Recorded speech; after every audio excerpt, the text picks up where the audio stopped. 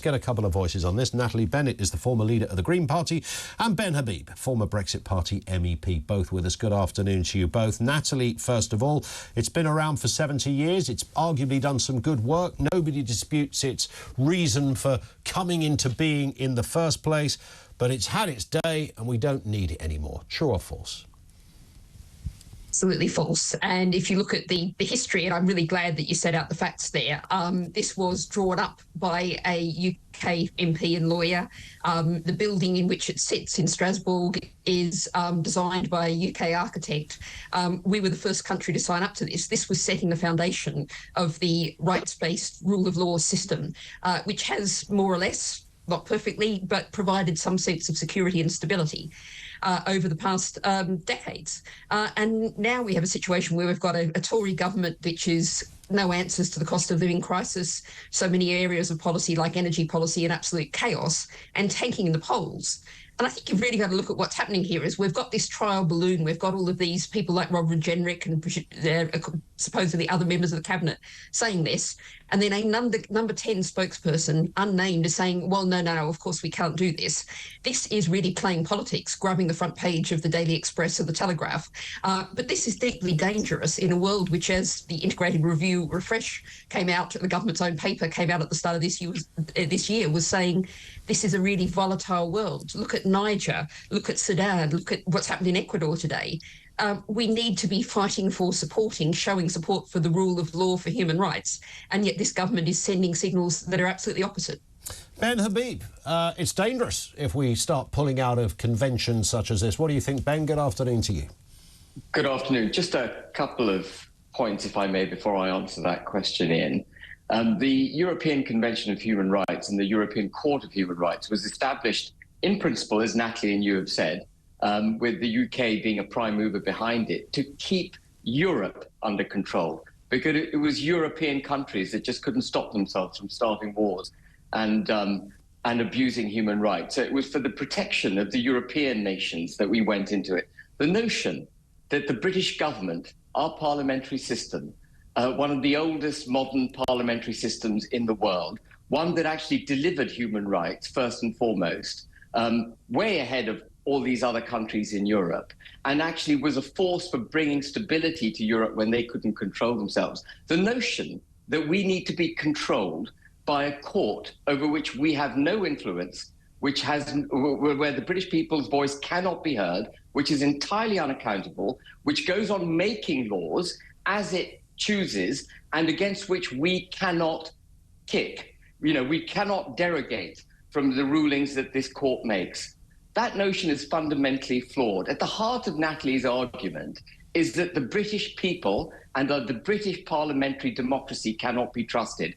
And I absolutely disagree with her on that. I think we can be trusted a hell of a lot more than the European Court of Human Rights can. Yeah, that's the first thing. Isn't that the point, Natalie, that there's a sense from many people, I think this is what Ben is getting at, that this overstretches its remit somewhat. The idea that the European Convention of Human Rights, with any of those, I think it's 18, 19 articles within it, that any of those should stop a government implementing its own immigration policy is not what it was designed to do.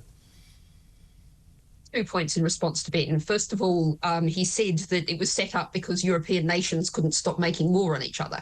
Well, of course, what we have is a situation where the European nations that aren't members of the ECHR are Russia and Belarus. And Russia, of course, has, in utter defiance of the international rules, the rule of law, invaded its neighbour Ukraine, sought to annex it, has indeed annexed parts of it. So this surely is the time to stand up against that kind of action by remaining part of nations sticking together, obeying those principles of the rule of law. But more than that, what we're talking about here are international principles that are holding across the world. And we have a government, we have a hard right government that is not living up to those principles. We've just seen with the recent immigration bill, the UNHCR saying that it is breaking international law. And that's what the experts are saying. That's very clear. So we have to hold our government to these standards because, quite frankly, they're not holding themselves to these standards. Ben Habib, how would you respond to that? Well, I mean, our government can't be trusted. I know. I mean, what Natalie is effectively saying, and people who argue that we can't leave the convention, are saying is that the British parliamentary democracy cannot be trusted. And I just dismiss that outright. But the other thing that I just, on a point of detail, Natalie, the illegal migration bill has a specific carve-out for rulings of the European Court of Human Rights, because it recognises that the Secretary of State would have to take into account ECHR rulings which are binding on the United Kingdom. The idea that, I mean, I wish this government had the strength to actually derogate from the ECHR and to say, notwithstanding ECHR rulings, we will do X, Y, and Z with those people who cross the channel illegally. But we don't have a government that has the courage to do that. We don't have a government that has the courage to actually stand up and fight for the British people. This government, when Robert Jenrick says, you know, we're going to put it in the manifesto to get the ECHR removed from, removed as the Supreme Court of Human Rights in the United Kingdom, the reason he says he's going to put it in the manifesto, rather than just getting on and doing it, is because they're never going to do it. I just make one other point, if I may. There are two technical reasons, again, which would cow our government from leaving the European Court of Human Rights, leaving the European Convention. The first is that it signed into the Good Friday Agreement, the Belfast Agreement, which,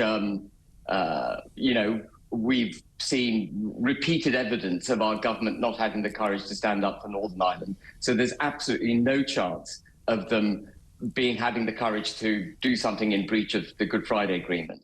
And the other thing to note is that, notwithstanding the fact that the ECHR has nothing to do with the European Union, and the EU itself refuses to sign up to the ECHR, and the reason being because it does not want a court higher than its own European Court of Justice. But notwithstanding the fact the EU has nothing to do with the convention, we have made a commitment in the Trade and Cooperation Agreement. The same government that Natalie cast as hard right has signed a commitment to the EU in the Trade and Cooperation Agreement that we would not leave it. So we're not leaving. It's Robert Jenrick just, playing the 24-hour news cycle. And I sense Ben is right there, Natalie. I mean, this is a lot of Tory MPs, and there'll be many of our viewers and listeners, when you called the Conservative Party hard right, that would have been just spitting out their muesli at hearing that, thinking, really, what, this lot, hard right? For many Conservative voters, they're anything but. But on the point of the courts, what is wrong with the courts in this country that have decreed that, for example, Rwanda is legal? Why do you not trust it at that level?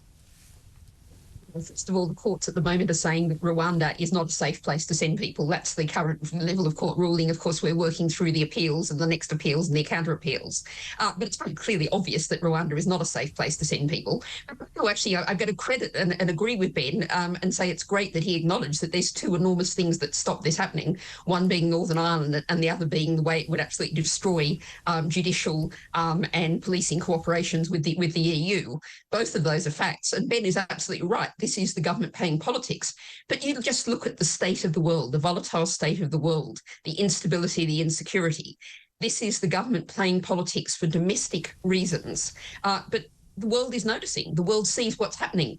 British news gets covered very widely around the world. And so we are doing real damage. We are being seen to line up with Putin, line up with Lukashenko, line up with President Xi. That's not right. How are we lining up with Putin? But Ben, you want to come in on that? We're lining up with Putin. Those are the two European countries that are not signed up to the ECHR. So the European, Russia were signed up, were they not, and then got booted out? Well, because they're at an unacceptable level. So we're lining up with them by saying, well, we're going to follow you out.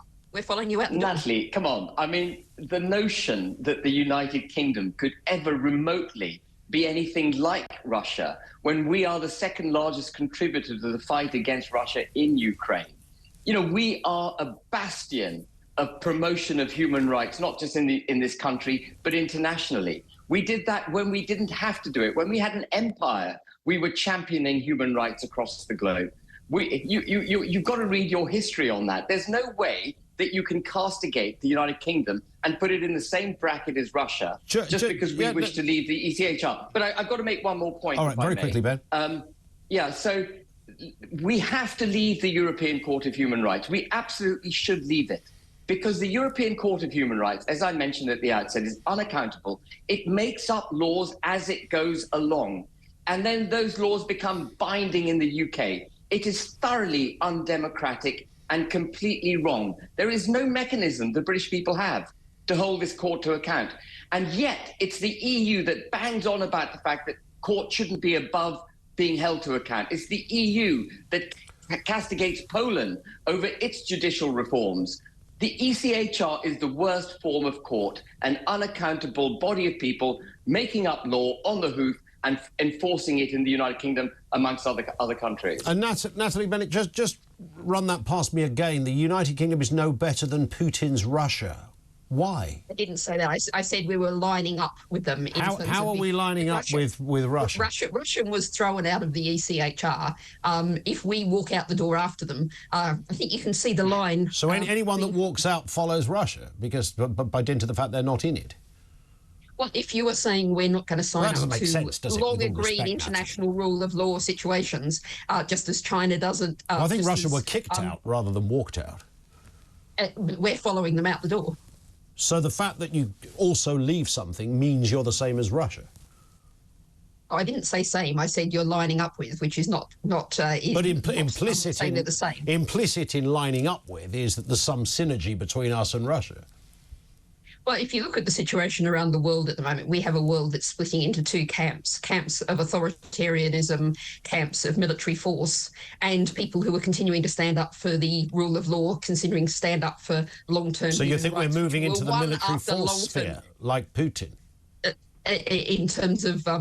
do we want to line up with the Scandinavian countries? Do we want to line up with countries like New Zealand, Costa Rica, countries that are seen as real world But it's not one or the other, is it? I mean, just because rule of law. If you happen to believe that there is something fundamentally flawed about the human rights and the European Convention of Human Rights, and you decide because you've looked at it and intellectually it is not working for your country, which I think is the assessment that some people like Ben are making, it might have served a purpose once upon a time, but not now.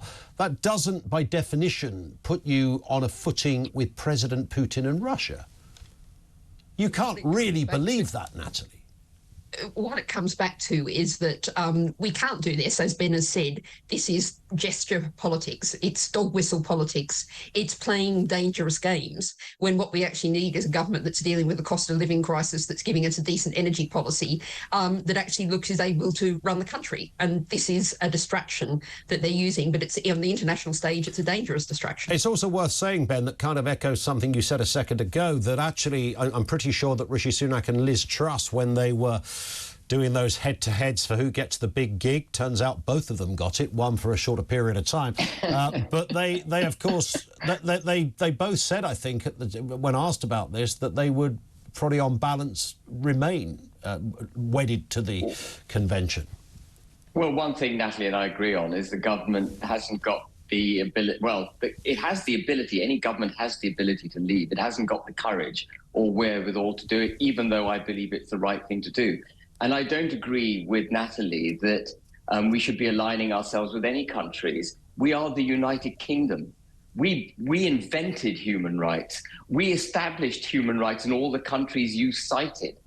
Absolute nonsense that we need to be part of some convention with a whole load of historically warring European countries to which we brought peace. Yeah.